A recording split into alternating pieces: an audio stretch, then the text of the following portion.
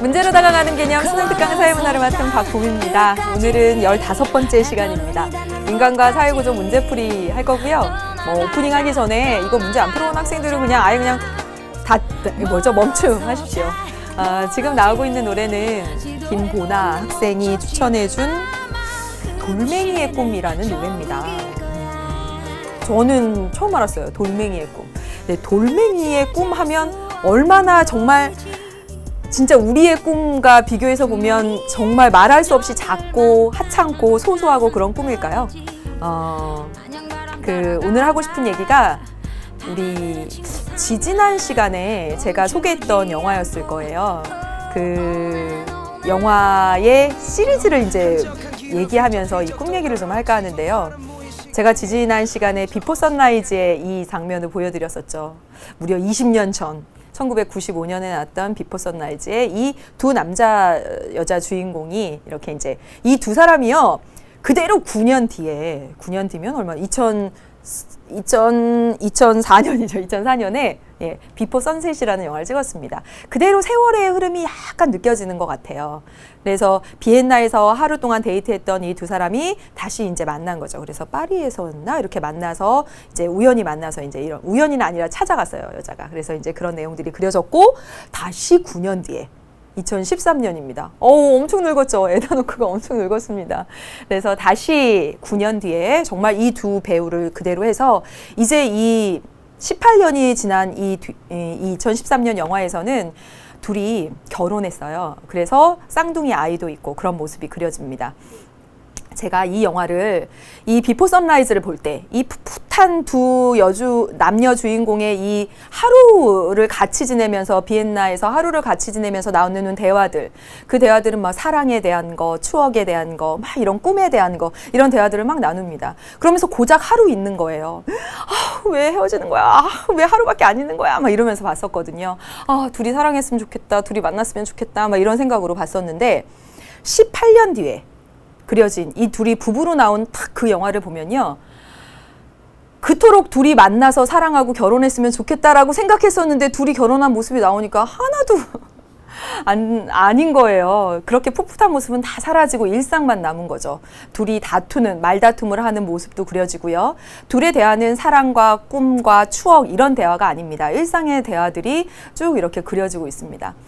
무슨 말씀을 드리고 싶은 거냐면 우리가 뭐 돌멩이의 꿈이든 무슨 꿈이든 아무리 소소한 꿈이든 간에 그 꿈을 꾸고 있을 때는 그 꿈이 정말 아름답고 소중합니다. 하지만 그 꿈을 딱 이루고 난 다음에는 현실이 되고 일상이 되고 팍팍해진다라는 것이죠. 즉 제가 너무너무 선생님이 되고 싶고 그 교단에 서는 상상만 해도 정말 행복합니다. 그런데 막상 선생님이 되고 교단에 서면 팍팍한 일상이 되고 삶이 되는 것처럼 지금 여러분이 어떤 꿈을 꾸든 진짜 돌멩이의 꿈처럼 정말 작은 꿈을 꾸든 소소한 꿈을 꾸든 하찮은 꿈을 꾸든 꿈을 꾸고 있는 지금 이 순간이 그래서 가장 행복할 때라는 것입니다. 대학생이 됐으면, 대학생이 된다면 나는 그렇게 지내야지 하고 지금 마음껏 상상력을 발휘한 지금 이때가 가장 행복하다라는 얘기를 꼭 해드리고 싶었어요. 힘들다는 생각이 무지무지 많이 들 텐데 자꾸 꿈을 생각하고 자꾸 그런 것들을 상상하고 추억하고 이렇게 하시길 바라겠습니다. 59페이지인가요? 1번 문제입니다. 여기 있습니다. 제가 지난 시간에 말씀드렸다시피 이거예요, 이거. 개인과 사회의 관계를 보는 관점. 이렇게 나옵니다. 이렇게 나오면 사회 실제론, 사회 명목론 얘기구나. 내지는 개인 강조하냐, 사회 강조하냐 찾아보라는 얘기구나. 이렇게 하시면 된다라는 거죠. 개인 강조하는지 사회 강조하는지 한번 찾아보도록 하겠습니다. 개별적으로 타당한 이야기가 전체적으로 틀리는 현상을 구성의 모순이라고 한다. 이거 구성의 모순 말씀드릴까요? 개별적으로 타당한 이야기가. 이거 가지고 강의했던 적도 있었습니다. 구성의 모순이라고 하는 거. 이거 하나 알아가는 거니까 우리 문제만 푸는 거 아니니까. 야구장에 가서요. 그 외야석에서 홈런볼을 잡고 싶죠. 코리안 시리즈 이런 거 할 때. 그래서 한 사람이 생각했습니다. 그래.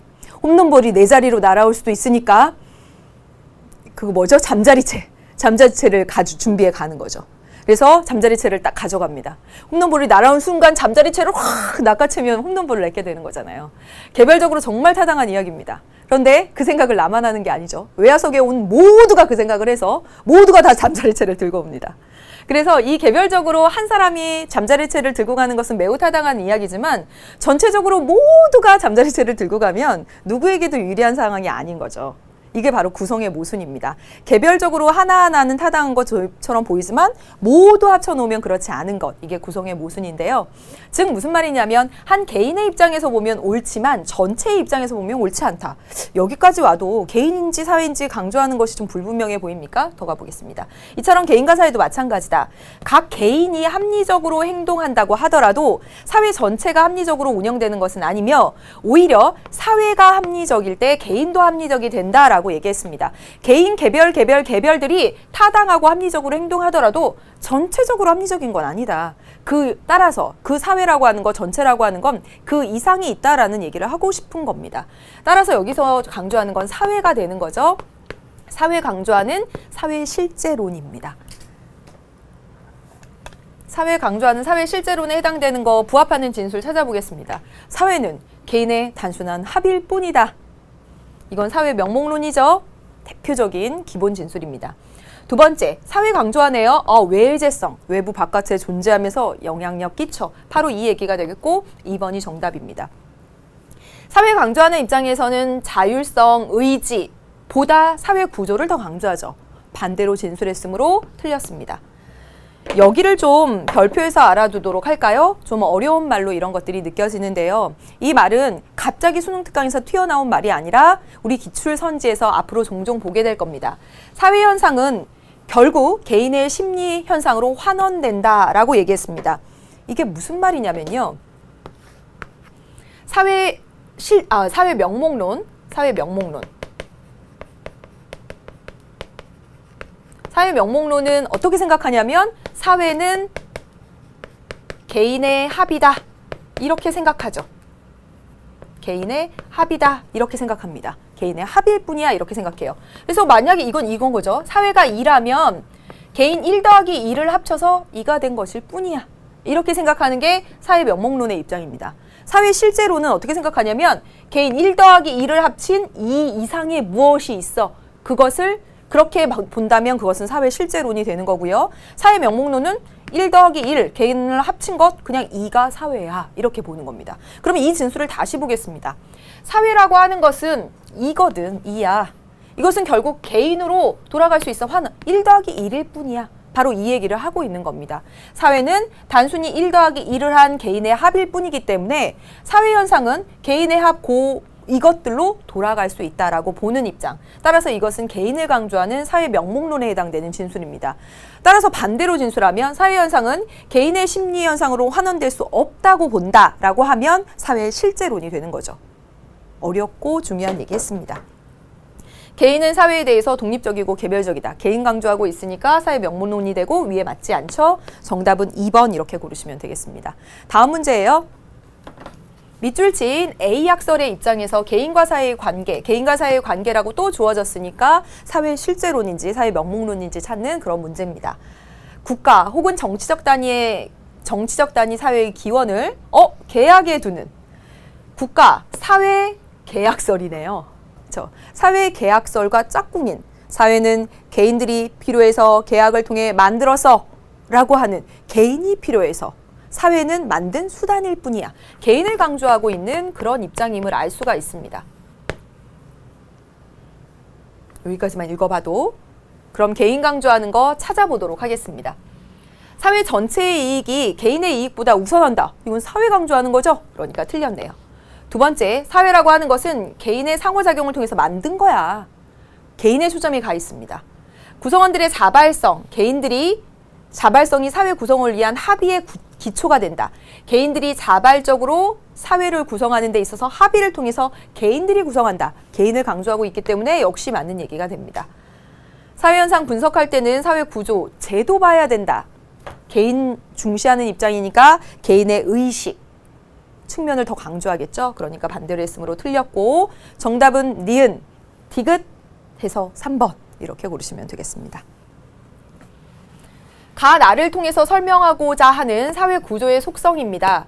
지금 이게 기본 개념 문제라 이렇게 사회 구조의 속성을 이렇게 묻는 문제가 출제되지, 사실은 수능형 문제에서는 여기 주어지고 이게 지속성인지 안정성인지 이렇게 단편적으로 찾는 건 안 나올 겁니다. 물론 하나의 선지로는 나올 수 있기 때문에 연습을 해두실 필요는 있는 거죠.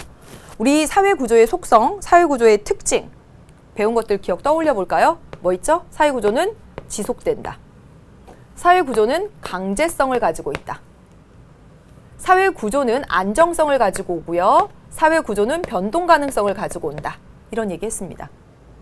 그래서 안정성을 가지고 있는 이유는 사람들이 구조화된 행동, 구조가 정해준 행동을 모두 다 똑같이 그렇게 하니까 안정적인 거죠. 구조화된 행동을 하니까. 변동 가능성은 비구조화된 행동을 하니까 결혼식, 축의금 받지 않고 불우이웃 돕기 대신하고 이런 식으로 구조에 정해놓은 틀에서 벗어나는 행동들을 하니까 결혼 풍속도도 바뀌더라. 이런 얘기 했었어요. 지난 시간에. 고등학교를 졸업하고 20년 만에 말이죠. 고등학교 동창들과 모교를 방문한 갑은요. 학교의 운영 제도와 방식이 별로 달라진 것이 없었다라고 얘기했습니다. 어때요? 과거나 지금까지도 학교 구조라고 하는 것은 그냥 쭉 이어져 오고 있다라는 거죠. 뭐냐면 이거 얘기하는 거죠. 지속성입니다. 두 번째, 도시 지역의 대규모 고등학교를 다니던 을이 아버지의 직장 때문에 농촌 지역의 소규모 학교로 전학을 했습니다.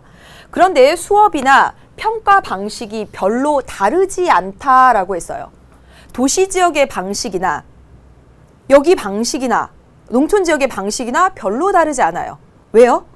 사람들이 구조가 정해놓은 대로 행동을 하니까, 구조화된 행동을 하니까, 도시의 학교도 그리고 농촌의 학교도. 그래서 어려움이 없었습니다.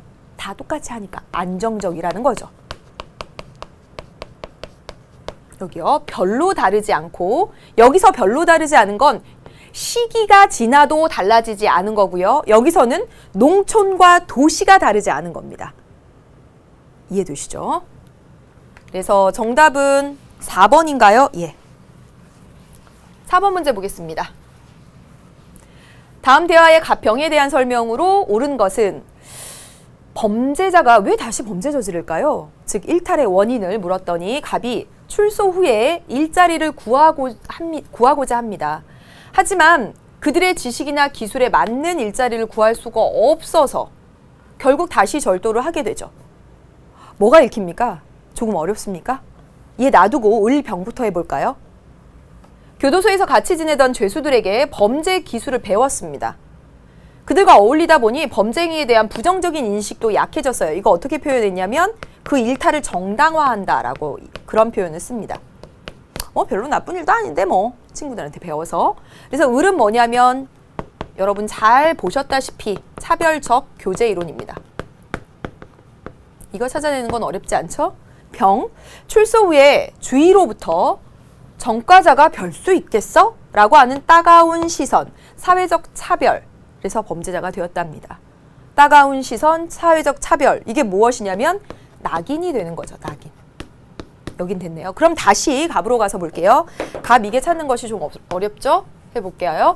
일자리를 구한다 라고 하는 것은 일자리를 구해서 직장을 구해서 돈을 벌고 가정을 영위하겠다라고 하는 건 모든 사람들의 보편적인 목표입니다. 그런데 지식이나 기술에 맞는 일자리를 구할 수가 없대요. 그 목표를 달성할 수 있는 수단이 없는 거죠. 목표 수단의 불일치를 설명하는 것이고, 따라서 갑은 아노미론, 머튼의 아노미론으로 설명할 수 있습니다. 1번부터 갑은 일탈행동의 원인을 개인적인 요인에서 찾고 있다. 그 개인적인 요인일까요? 그 개인이 지금 노력 안 해서 그렇잖아. 지금 그렇게 보고 있는 것이 아니라 이 목표를 달성할 수 있는 제도화된 수단.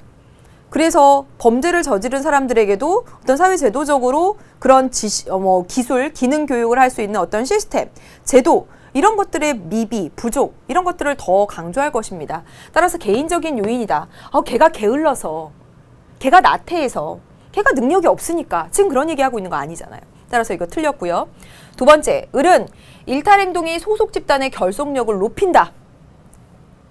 일탈행동을 지금 그 일탈자들에게서 배웠다라는 얘기를 하고 있는 거지, 여기서 배움으로써 소속 집단의 결속력이 으쌰으쌰 된다라는 것까지 연결시키기엔 무리가 있고요. 3번. 병은 특정 행위를 일탈행위로 규정짓는 사회 전체의 합의가 있다라고 본다. 특정 행위를 일탈행위로 규정짓는 사회 전체의 합의. 이게 무엇이냐면 객관적인 규정입니다. 담배 피는 건 일탈이야. 고등학생이 담배 피는 건, 고등학생이 음주하는 건 일탈이야 라고 하는 객관적인 규정이 있다라고 본다라는 것인데요. 낙인이론은 어떻습니까? 객관적인 규정이 없다라고 보죠. 담배 핀 학생, 일탈 또는 음주한 학생 모두가 다 일탈자가 되는 것이 아니라 낙인 찍었기 때문에 일탈자가 돼서 누구는 일탈자가 되기도 하고 안 되기도 한다. 그래서 일탈 규정의 상대성이라고 표현을 했었습니다. 그래서 틀렸죠. 갑과 달리 을은 공정한 법 집행이 일탈 행동을 줄일 수 있다라고 본다. 을 해볼게요. 을의 일탈이 일어난 원인은 무엇이냐면 이 죄수들에게 배워서 상호작용해서 학습한 결과 그렇잖아요. 따라서 일탈을 줄이는 방법이 뭘까요? 을은 이 일탈자들과 지내지 않고 정상적인 집단과 교류하는 것입니다. 따라서 이거 아니죠. 그렇죠? 공정한 법 집행 이거 아니죠. 그래서 틀렸고요. 5번. 갑을과 달리 병은 2차적 일탈의 발생 과정에 주목하고 있죠. 낙인이 그렇지 않습니까? 1차적 일탈이라고 하는 것은 누구나 할 수 있는 일탈인데 누구는 2차적 일탈을 하고 누구는 안 하더라는 거예요. 2차적 일탈을 하는 그 원인이 어디에 있냐면 낙인에 있다라고 본 것이죠. 따라서 병, 낙인 이론에 따르면 2차적 일탈 발생 과정 주목하고 있는 거 맞고요. 정답 5번 고르시면 되겠습니다. 60페이지로 가서 보겠습니다. 5번 문제. 일탈 이론이라고 딱 주어졌네요. 그럼 여러분 머릿속에 아노미, 사별적 교제, 낙인, 플러스 갈등까지 생각해 두시면 되고요. 급격한 사회 변동기에는 기존의 사회 규범 체계가 무너지고 나왔습니다. 무규범. 무너졌는데 새로운 것이 안 섰어요. 그래서 무규범 때문이다. 이렇게 했으니까 보자마자 이거 뭔지 알 수 있냐면 아노미임을 알 수가 있습니다. 또한 사회제도의 기능이 약화되면서 사회 통제가 약화되고 이런 표현들 나온다고 했죠. 그래서 아노미론에서는 이 일탈을 줄이는 방안은 사회 규범의 통제력을 회복한다. 이런 표현을 쓴다라고 했습니다. 옳은 거 찾아보도록 하겠습니다. 아노미 기능론에 속하고요. 사회 규범 세우는 거 강조하니까 이해관계의 차이가 일탈을 유발한다. 이해관계의 차이. 이거 어디서 얘기했었죠? 갈등론에서 얘기했죠. 갈등론에서 지배, 피지배 계급은 이해관계의 차이가 있잖아요. 노동자의 임금을 올려주면 사용자가 자신의 이윤이 줄어드니까. 또 사용자가 자신의 이윤을 올리면 노동자의 임금이 떨어져서 줄어드니까. 이해관계의 차이가 있죠. 이런 것 때문에 갈등이 유발되고 그것들로 인해서 일탈이 유발된다라고 보는 것은 갈등론에서 보는 겁니다. 그래서 틀렸고요. 차별적 교제 얘기 여기서 아니죠? 그러니까 틀렸습니다. 사회적 낙인으로 인해서 부정적인 자아 형성. 이건 낙인 이론이니까 역시 아니겠고요. 사회적 합의에 따른 합의의 바탕을 둔 지배적인 규범의 정립을 강조한다. 아노미. 지금 무규범 상태입니다. 그래서 일탈이 벌어졌다라고 봤으니까 지배적 규범을 빨리 정립해야 됩니다. 사회 구성원 모두가 합의한. 그래야 다 지켜나가니까. 맞는 얘기가 되고 정답 4번 고르시면 되겠습니다.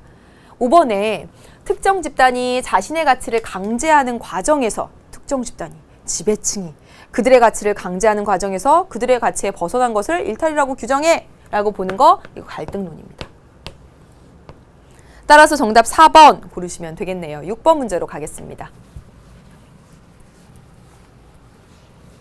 문제 역시 일탈 이론이라고 이렇게 나왔습니다. 그러면 머릿속에 또 생각하시고 첫 번째, 친구 따라 강남 간다. 까마귀 노는 곳에 백로야 가지 마라. 맹자의 어머니는 아들의 교육을 위해서 3번이나 이사했습니다. 나쁜 애들한테 나쁜 거 배울까 봐. 그거잖아요. 학습할까 봐. 상호작용을 통해서 학습할까 봐. 뭐겠습니까? 정말 기본 문제입니다. 이런 거 정말 기본 문제죠. 차별적 교제 이론입니다. 기억. 일탈은 그 일탈 집단과의 상호작용 과정에서 학습된다. 그대로 차별적 교제 이론의 키워드들이 그대로 나온 기본적인 선지입니다. 맞는 얘기고요. 이건 아주 중요한 얘기들이죠. 계속 반복돼서 나오니까 학습을 꼭 해주셔야 되는 거죠. 객관적인 규범은 존재하지 않는다. 낙인 찍어서 일탈자가 되느냐 아니냐. 낙인이 일탈의 원인이다 라고 보았던 낙인 이론의 입장입니다. 따라서 틀렸어요. 세 번째, 일탈의 해결책으로 정상적인 사람과의 교류를 강조한다. 맞는 내용이죠. 일탈 집단과의 교류 때문에 일탈이 벌어졌으니까 정상적인 집단과 교류하자. 퇴책이 될 수 있겠고요. 맞는 얘기입니다. 어려운 선지 아닙니다. 사회적 목표를 이룰 수 있는 적절한 수단의 제공이 일탈을 방지한다라고 본다. 목표와 사회적으로 인정된 목표와 수단의 불일치 때문에 일탈이 벌어진다라고 보는 것이 그렇죠. 아노미론이었습니다. 누구의? 머튼의.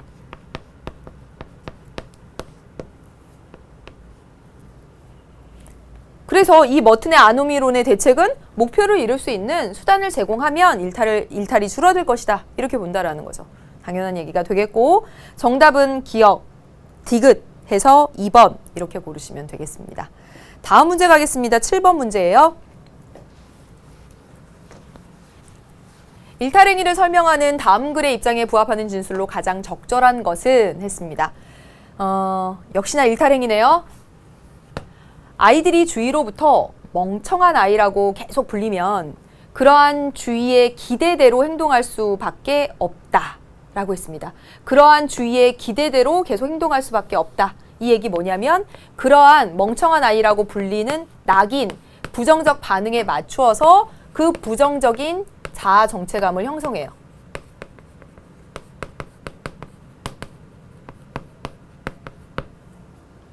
마찬가지로 어떤 사람들이 어떤 아이를 비행 청소년, 나쁜 아이라고 단정하면 그러한 과정을 통해서 이 아이들은 주위의 기대대로 비행과 범죄를 저지르게 된다라는 거죠. 여기 결론적으로 나왔습니다. 주위의 기대와 평가에 의해서, 이게 부정적인 평가겠죠? 낙인에 의해서 부정적인 자아대로 행동하거나 부정적인 자아 정체감 형성한다. 이거 계속 나오는 얘기가 되죠? 그래서 여기에서 설명하는 입장은 무엇이냐면 낙인 이론이 되는 거죠. 이 입장에 부합하는 진술 찾아보라고 했습니다. 어렵지 않겠네요. 1번. 사회적 행위는 학습을 통해서 배운다. 오히려 여러분 학습이라고 하는 거, 범죄 행위의 학습, 일탈의 학습이라고 하는 것을 강조하는 것은 어디냐면 차별적 교제죠. 따라서 틀린 얘기가 되고요. 2번. 부정적인 낙인은 일탈 행위를 강화한다 라고 얘기했습니다. 어떻습니까? 주위의 부정적인 기대와 평가가 부정적인 자아를 형성하고 그래서 범죄를 저지르게 된다 라고 하는 이 마지막 진술을 그대로 압축해서 2번으로 한 것입니다. 따라서 2번이 정답이 되는 거죠. 3번. 청소년은 지배적인 사회 규범에 따라 행동한다. 지금 여기서 청소년이 사회 구성원의 사회 전체적으로 지배하고 있는 규범에 따라서 행동하고 있다. 이런 얘기 나온 거 아니죠. 그래서 틀렸습니다. 사회 문제라고 하는 것은 사회 제도의 개혁을 통해서 해결되어야 한다. 사회 제도의 개혁을 통해서 해결되어야 한다라고 보는 것은 이거는 좀 거시적인 입장이죠. 실제로 이 낙인 이론은 이 낙인 때문에 일탈 행동이 벌어지고, 즉 개인 간의 상호작용성에서 일탈이 벌어진다라고 보는 겁니다. 즉 미시적인 관점, 상징적 상호작용론적 관점이에요.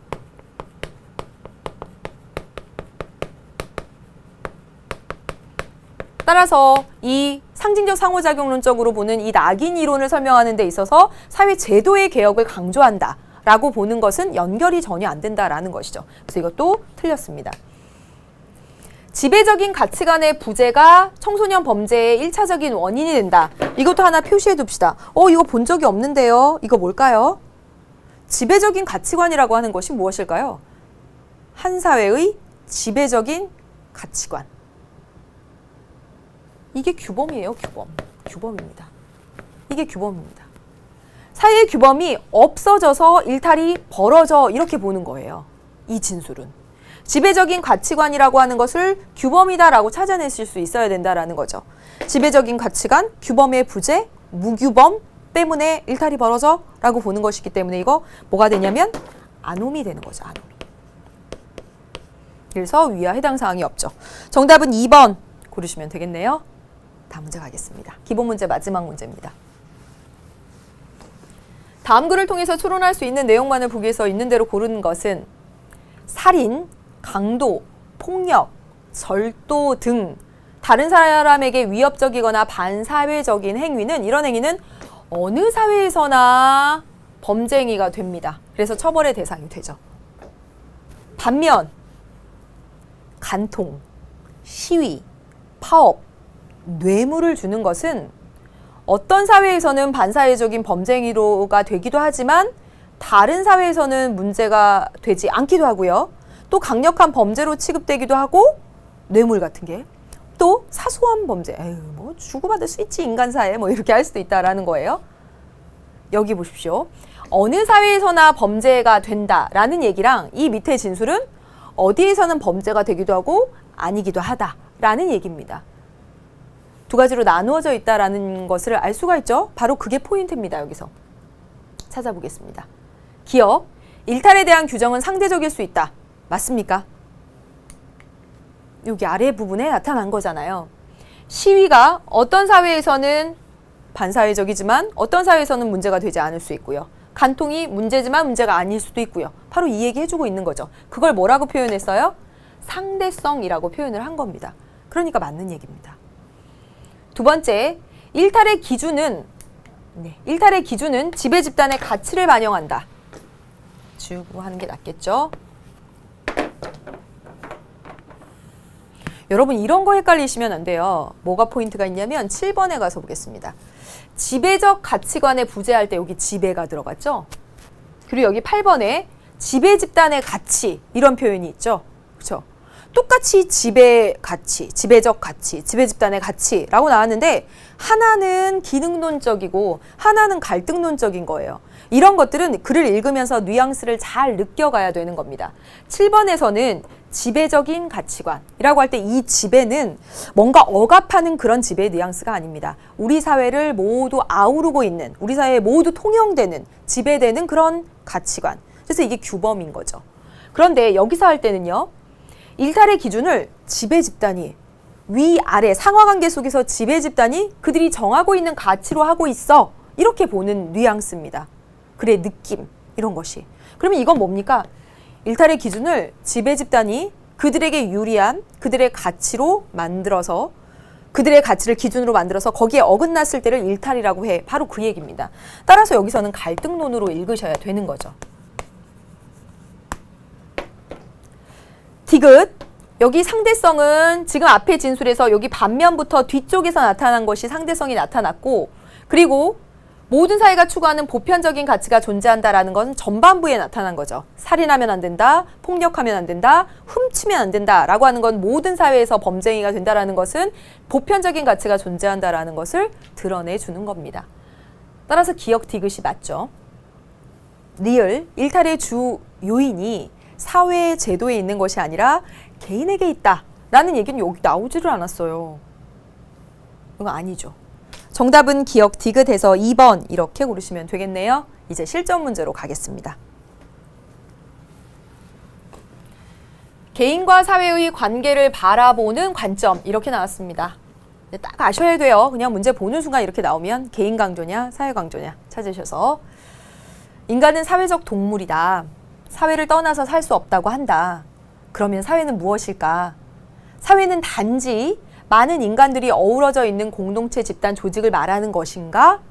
다수의 사람들이 모여서 옹기종기 살면 사회인가? 그렇지 않다라고 했네요. 그럼 여기가 사회에 대해서 말하고자 하는 바네요. 개인적인 자아들이 아무리 모여도 거기에는 사회라는 합집합이 성립될 수 없다. 개인이 그냥 이렇게 모인 것이 사회, 개인이 모여서 합해 있으면 그게 사회가 아니다라는 얘기예요. 모두 지역사회든 국가든 모든 사회는 사회라고 부를 만한 그러한 존재적 근거와 가치를 그 사회가 스스로 가지고 있다라고 얘기했습니다. 그냥 단순히 개인이 아무리 합쳐서 합집합을 성립한다라고 해도 그건 사회가 되지 않는다라고 얘기했습니다. 여기서 드러나는 것은 무엇이냐면 사회는 개인의 합 이상이다라는 관점이 드러납니다.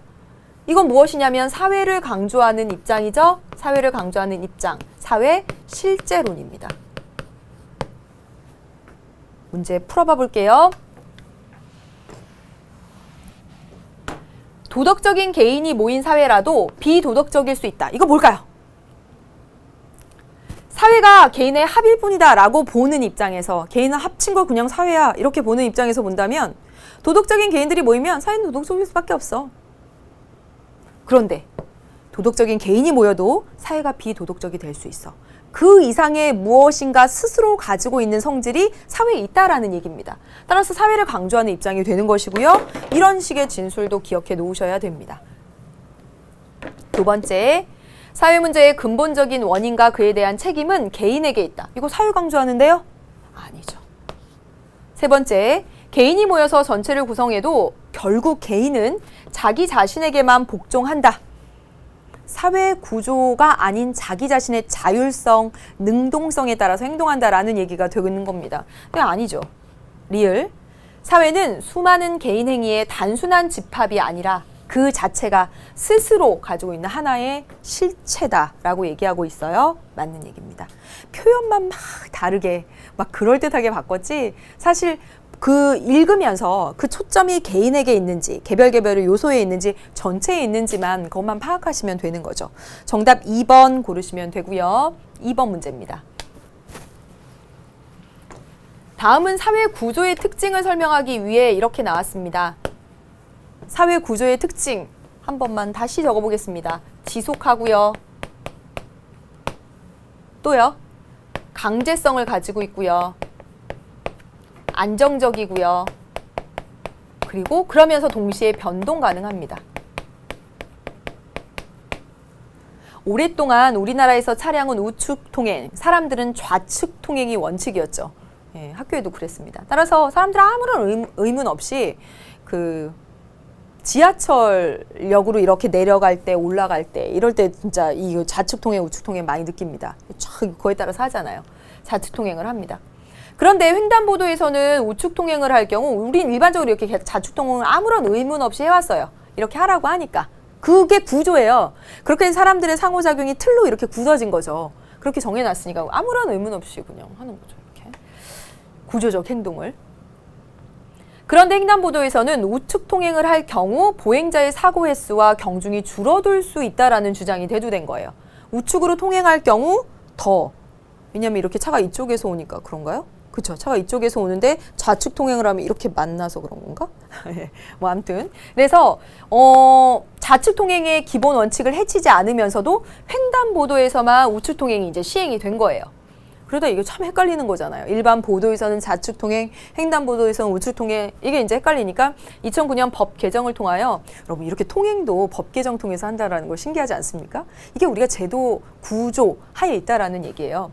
모든 도로가 우측 통행을 하는 원칙에 따른 것을 통일했고요. 물론 변화 과정을 거쳐서 좌측 통행을 지지하는 사람들의 저항도 있었지만 지금 대부분의 사람들은 그냥 당연히 정말 이런 거 수능에서 쭉 이렇게 받아들여서 따라가는 거 보면 신기합니다.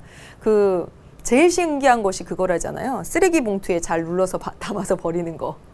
이렇게 딱 시키니까 쓰레기는 쓰레기 봉투에 담아서 그거 좀 아끼겠다고 막 터지도록 넣고 그런데 예, 이렇게 뭔가 법 개정이 되고 구조적으로 뭔가가 정해지면 그것에 그냥 처음에는 일시적인 반항이 있더라고 하더라도 그것을 그냥 이렇게 수능에서 이렇게 따라갑니다. 예, 여기입니다.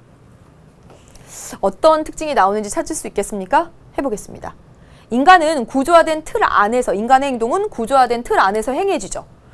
우측 통행이 좌측 통행이라고 하니까 좌측 통행 이 안에서 아무런 의미 없이 그러다가 이렇게 변화 과정을 거쳐서 지금 대부분 우측 통행 틀 안에서 그래서 맞는 얘기입니다. 그리고요 사회 구조는 지속성과 함께 변동성을 갖고 있다. 어때요? 그렇죠. 여기 있습니다. 오랫동안 우리나라에서 아무런 의문 없이 좌측 통행 해왔습니다. 쭉 지속되어 왔다는 것이죠. 그런데 이런 의견이 제시되면서 바뀌었죠. 변화됐죠. 그래서 지속성과 함께 변동성을 가지고 있다. 맞는 얘기입니다. 그래서 이 두 가지는 드러났어요. 디귿 보겠습니다. 사회 구조라고 하는 것은 사람들에게 심리적인 안정감을 제공한다. 맞아요. 왜냐면 구조적인 행동을 하니까. 이건 저희가 개념 강의에서 설명한 얘기인데요. 엘리베이터의 구조적 행동이라는 것이 있습니다. 엘리베이터의 구조적 행동이 무엇이냐면 엘리베이터를 탑니다. 타요. 그리고 번호를 누르죠. 번호를 누르고 문을 향해서 다 이렇게 무심한 듯 문을 향해 쳐다보고 있습니다. 옆 사람이 마치 없는 듯 행동하면서 문을 향해 쳐다보고 있죠. 이게 엘리베이터 안의 구조적 행동입니다. 우리는 상호작용을 하면서 그런 틀을 만들었어요. 엘리베이터를 타면 버튼을 누르고 문 쪽을 바라보면서 옆 사람은 없는 듯이 행동한다. 이게 구조적 행동입니다.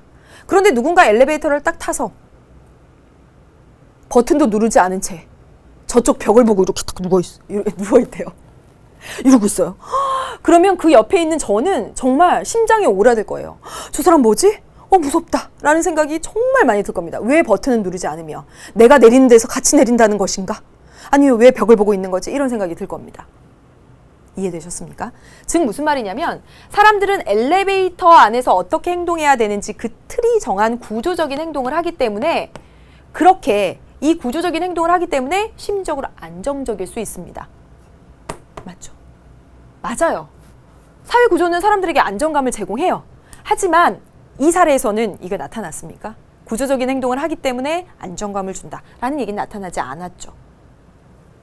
또 리을 보겠습니다. 사람들은 구조화된 행동을 함으로써 사회가 변동된다. 이 말 자체가 성립되지 않은 거죠. 변동은요. 비구조화된 행동 속에서 변동이 가능하다라고 얘기했어요. 따라서 이 말 자체는 구조화된 행동을 함으로써 변동한다 라고 하는 것이 성립하지 않죠. 그래서 정답은 기억 니은 해서 1번 고르시면 되겠고요.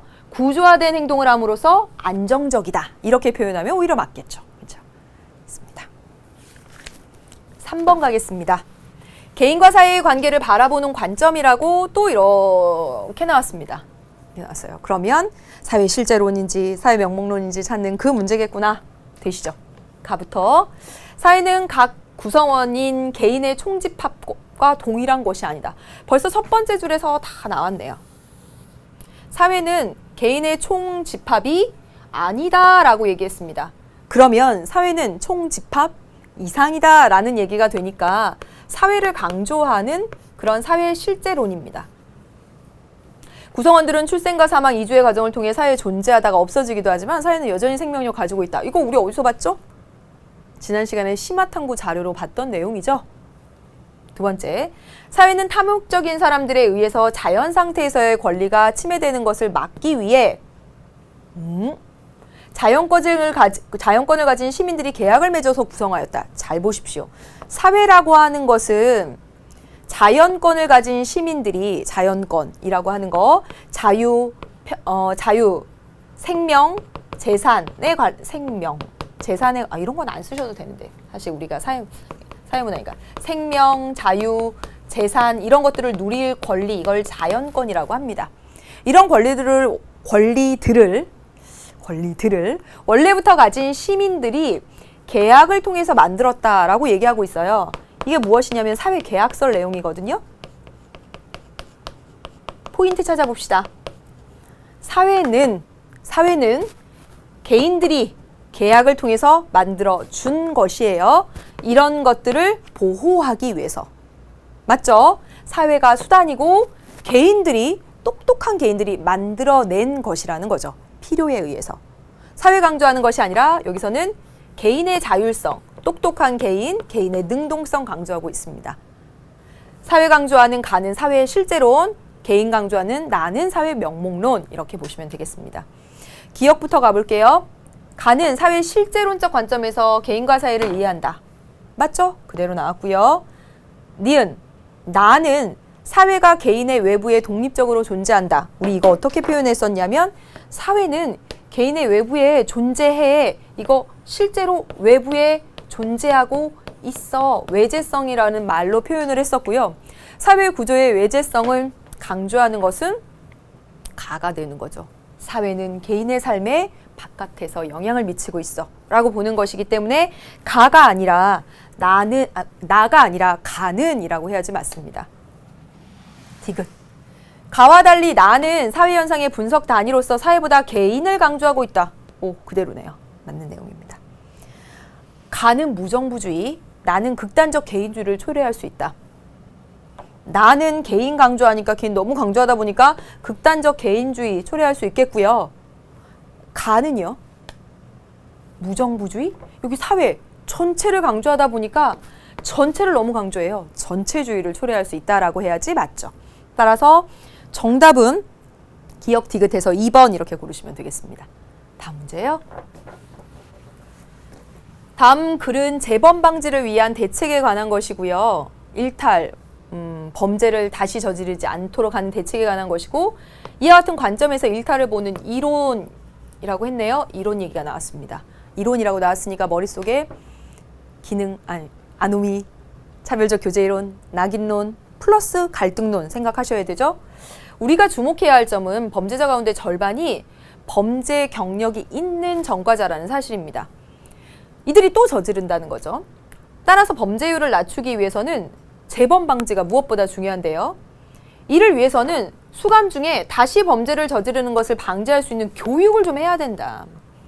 수감 중에 적절한 교육 과정은 범죄자들의 정서적인 안정뿐만 아니라 범죄 예방을 위한 사회 규범의 통제력 회복을 위해선 진짜 필요한 거다. 포인트가 딱 나왔습니다. 이 사회 규범의 통제력 회복, 어디서 강조했죠? 규범이 무너져서 지금 일탈이 일어난 거야 라고 보는 기능론에서 강조하는 거잖아요. 규범이 통제력을 발휘해야 돼. 기능론에서 강조한 거죠. 이 기능론에서는요, 아노미론에서는 일탈을 저지르는 이유가 무엇이냐면 사람들이 사회 규범이라고 하는 거 보죠. 지식, 기능, 가치, 태도 이런 것들을 내면화, 사회화를 잘하면 일탈을 안 일으켜요. 그런데 사회화를 못해서 잘 지식, 기능, 규범, 가치, 태도를 못 내면화해서 일탈을 일으킨다라고 생각해요. 지금 이렇게 범죄자 얘네들이 다시 범죄 저지르는 이유가 사회에서 정한 그런 지식, 기능, 가치, 태도 이런 것들을 잘 내면화하지 않아서 그랬다는 거예요. 빨리 재사회화 시켜서 사회의 지식, 기능, 규범, 가치, 태도 이런 것들을 익혀나가야지. 그래야지만 규범이 통제력을 발휘할 수 있고 이런 얘기입니다. 재사회화, 사회의 지식, 기능, 규범, 가치, 태도 이런 거 학습해야 돼. 이런 거 강조하는 입장이 기능론입니다. 여기 아주 중요한 얘기가 있네요. 여기 차별적인 제재라는 말 있죠? 차별적인 제재라는 말 본 순간 여러분 그렇게 생각하실지도 몰라요. 차별적 규제 이론입니까? 이거 아니에요. 차별적인 제재. 똑같이 음주를 했는데 얘한테만 차별적으로 너 뭐야? 라고 제재하는 거죠. 이게 바로 부정적 반응 낙인입니다. 낙인. 이렇게 보셔야 돼요. 이거 낙인 이론 아니죠? 그렇죠? 틀린 얘기입니다. 일탈은 상호작용을 통해서 학습한다. 상호작용, 학습 나왔습니다. 이게 바로 뭐예요? 차별적 교제 이론이죠. 3번 바람직한 가치관의 정립이 일탈 행동을 억제한다. 재사회화, 교육을 통해서 바람직한 가치관을 충분히 교육시켜야 규범이 통제력을 발휘한다. 정답 3번입니다. 4번 실제 행위보다 그에 대한 사회적 반응이 더 문제야. 부정적인 반응, 낙인. 이거 낙인이죠. 일탈 행동에 대한 판단은 시공간적으로 상대성을 가지고 있어. 일탈 행동의 상대성 강조하는 것 역시나 낙인 이론이 되죠. 그렇죠? 그래서 정답 3번 고르시면 되고요. 5번 가겠습니다. 이건 별로 어렵지 않습니다. 다음 글을 통해 추론할 수 있는 내용으로 가장 적절한 것은 지금은 중매보다 연애 결혼이 일반적이지만 1960년대까지만 하더라도 연애 결혼을 한 부부는 소수였습니다. 본인의 의사가 아니라 부모 또는 집안의 어른에 의해서 정원하는 것이 기본 규범으로 되어 있었고요. 연애 결혼은 굉장히 일탈적이었죠. 그래서 우리 일제시대에 그 좀 교육받은 그 일본으로 유학을 떠난 남자, 여자 대학생들이 같이 막 동거를 하고 그래서 그것들이 사회 문제다라고 하는 식의 그렇게 서술된 소설들을 많이 봤습니다. 그렇게 자유연애를 하는 것은 굉장히 일탈적인 모습들이었던 거죠. 그러나 그러한 사회적 환경에서 연애 결혼을 시도했던 젊은이들의 행동으로 이제는 어떻게 됐냐면 연애 결혼이 일반화되고 연애 결혼자들이 더 이상 일탈 행위자가 아니죠. 당연히 연애 결혼, 당연은 아니죠. 연애 결혼이 일탈적인 건 아니게 되었다라는 거죠. 다음 글을 통해서 추론할 수 있는 내용 별로 어렵지 않습니다. 일탈 행동이 1960년대 이전까지만 해도 연애 결혼이라고 했던 그 굉장히 일탈적인 행동이 때로는 이제 사회 변동을 유발했습니다. 일탈이라고 여겨졌던 것이 이제 당연히 연애 결혼을 한다라고 사회를 변동시켰으니까. 네, 그래서 맞는 얘기가 됩니다. 정답 1번이에요. 쉬운 문제입니다. 2번, 일탈행동의 존재는 기존 규범과 가치를 강화시킨다. 저기 담배 핀 학생이 있어요. 그래서 처벌받는 모습을 봅니다. 그럼 기존 규범, 담배 피면 저렇게 혼나는구나, 강화시킵니다. 이거는 맞는 성립되는 진술인데 위와 맞지 않죠. 일탈행동에 대해서 제재를 하면 기존 사회의 응집력은 강화되죠. 그렇죠? 우리 사회에서 유교를 믿었던 시절에 천주교를 믿는 그 일탈행동에 대해서 제재하면 기존 사회, 유교를 믿는 그 기존 사회의 응집력은 강화됩니다. 맞는 진술이지만 위하고 맞지 않다는 거죠. 어느 사회에서나 일탈행동과 일탈행위자가 항상 존재해왔다 해서 멈추면 안 되죠. 그에 따라서 오늘날까지 이렇게 변동이 야기됐다까지 가야 됩니다. 그래서 아니고요. 어떤 행동이 소수에게만 나타나더라도 그들이 일탈자는 아니다. 위하고 상관이 없습니다. 정답 1번 고르시면 되고요. 마지막 문제 보겠습니다. 자료에 대한 옳은 설명만을 보기에서 있는 대로 고른 것은 좀 이걸로 논란이 있었었죠. 학교 폭력의 학생부 기재를 통해 입시와 취업에서 불이익을 주는 방침이 가해자 학생에게 어떤 영향을 줄 것이라고 생각하십니까? 학교 폭력을 저지르는 학생은 그 학교 폭력과 관련된 사항을 학생부에 기록하도록 했습니다. 그러면 그것들이 고스란히 이제 대학 입시에도 영향을 미치고 이제 끝까지 이렇게 이제 계속 따라다니게 되는 거죠. 갑이 이렇게 얘기하네요. 학생부 기재로 인해서 학교 폭력의 경력자가 된다면 스스로 자신을 일탈자로 규정하게 됩니다. 그러면 새로이 형성된 자신의 자아 정체성에 의해서 이후에도 계속 일탈자로서 역할 행동을 하게 됩니다. 즉 여기서 지금 갑이 얘기하고자 하는 것은 무엇이냐면 학생부에 학교 폭력이라고 딱 이렇게 쫙 뒤져서 딱 이렇게 해놓으면 그 다음 선생님도 어머 제 학교 폭력 저지른 애 우리 반에 왔대 이렇게 하면 그걸로 나 어차피 이제 새 학년에서 새롭게 시작해 보려고 그랬는데 또 담임 선생님이 그렇게 할 거 아니야. 난 원래 그런 애니까. 이겁니다. 그래서 이건 낙인이죠, 낙인. 대학 입시나 취업에서 합법적인 기회가 박탈되면 합법적으로 일할 가능성이 사라지므로 그 청소년은 비합법적이고 일탈적인 수단에 의존할 수밖에 없다. 이 학생은 대학 입시나 취업을 하고 싶은 대다수의 사람들이 원하는 그런 목표를 가지고 있는데 이렇게 기재됨으로 인해서 이것을 달성할 수 있는 수단을 잃어버리게 된다라는 거죠. 목표 수단의 불일치를 얘기하고 있는 것이기 때문에 아노미라고 찾으실 수 있어야 됩니다. 이와 같이 사례 속에서 찾는 것까지 가시면 정말 이제 다 한 거예요. 기억. 갑은 1차적 일탈에 대한 부정적인 낙인이 2차적 일탈을 초래할 수 있다라고 본다. 이거 낙인 이론의 과정이죠. 가벼운 일탈에 대해서 부정적인 낙인을 하니까 습관화된 일탈이 되더라. 라고 했던 거 맞고요. 을은 일탈에 대한 대책으로 불평등한 사회구조의 근본적인 변혁. 불평등한 사회구조의 근본적인 변혁을 얘기하는 것은 어디냐면 갈등론입니다. 따라서 위에 나오지 않았죠? 틀렸습니다. 디귿. 갑을 모두 일탈을 규정짓는 객관적인 규범이 존재하지 않는다. 일탈은 상대적이야. 낙인 찍으면 일탈자가 되고 그렇지 않으면 아니고. 이거 어디서 얘기하는 거냐면 갑, 낙인 이론에서 얘기하는 것이기 때문에 모두라고 했으니까 틀렸습니다. 마지막 리을 선지네요.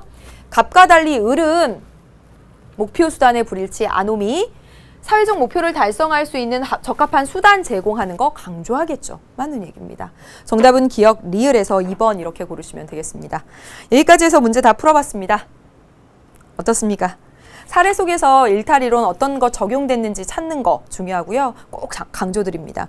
다음 시간에 사회 집단과 사회 조직 할 거예요. 역시나 1시간 동안 아주 열심히 정리해 나갈 겁니다. 복습 잘 하시고요. 다음 시간에 만나도록 하겠습니다. 고생 많으셨습니다. 안녕.